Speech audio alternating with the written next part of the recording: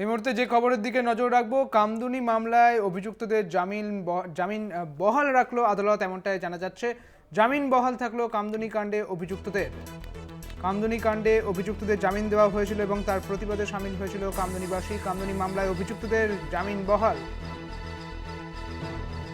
বহাল রাখলো supreme court.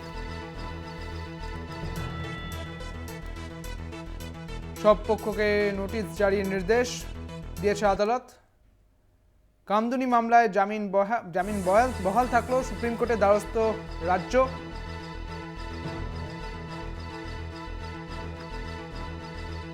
Kamduni মামলায় অভিযুক্তদের জামিন বহাল, আর এর প্রতিবাদ চলছিলই, কারণ জামিন দেওয়া হয়েছিল এবং জামিনের পরে সুপ্রিম কোর্টের দ্বারস্থ হয়েছিল রাজ্য। জামিন বহাল রাখলো সুপ্রিম কোর্ট। হাইকোর্টের পর এবার সুপ্রিম কোর্টেও জামিন বহাল থাকলো। সব পক্ষকেই নোটিশ জারির নির্দেশ। কলকাতা হাইকোর্টের পর এবার সুপ্রিম কোর্টেও জামিন বহাল থাকলো কামদুনি মামলায় অভিযুক্তদের। আপনাদের আরও একবার জানিয়ে রাখি, কামদুনি মামলায় অভিযুক্তদের জামিন বহাল রাখলো সুপ্রিম কোর্ট। এ বিষয়ে বিস্তারিত জানবো, আমাদের সঙ্গে রয়েছেন আমাদের প্রতিনিধি পল্লব চট্টোপাধ্যায় রয়েছেন আমাদের সঙ্গে। পল্লব, কি জানা যাচ্ছে? জামিন বহাল রাখলো সুপ্রিম কোর্ট। আসলে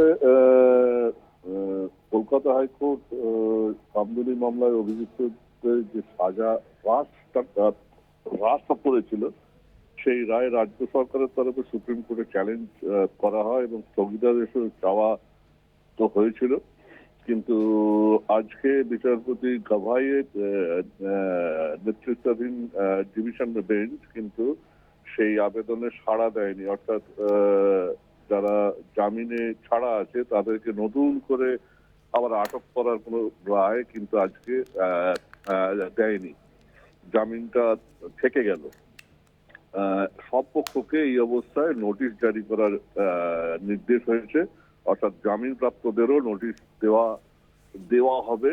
এবার শুনানির দিন সব পক্ষের বক্তব্য শুনে সুপ্রিম কোর্ট চূড়ান্ত সিদ্ধান্তটা নেবে। এটাই হচ্ছে মূল বিষয়। ধন্যবাদ। আমাদের সঙ্গে ছিলেন আমাদের প্রতিনিধি পল্লব চট্টোপাধ্যায়।